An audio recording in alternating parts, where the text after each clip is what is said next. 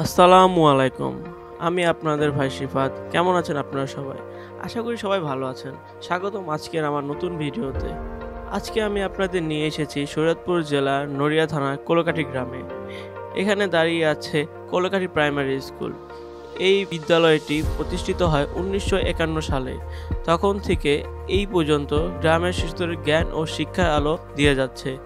প্রায় ২০২১-২২ সালের দিকে স্কুলের ভবনটি নতুনভাবে সংস্কার করা হয়, তাই আজ একেবারে নতুন রূপে দেখা যাচ্ছে।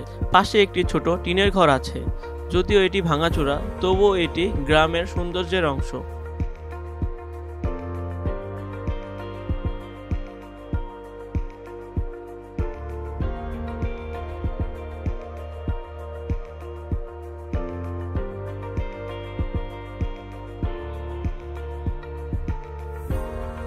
যদি আমরা আকাশ থেকে পাখির চোখে দেখি, তাহলে দেখা যাবে কোলকাঠি স্কুলের আশেপাশে দুইটি সুদৃশ্য বড় উঁচু মিনার রয়েছে, যা কোলকাঠির সৌন্দর্য আরো বৃদ্ধি করে থাকে, যা আকাশ থেকে দেখতে মাশাআল্লাহ অনেক সুন্দর দেখা যাচ্ছে। সবুজ গাছপালার মাঝে এর অবস্থান সত্যিই মনোমুগ্ধকর।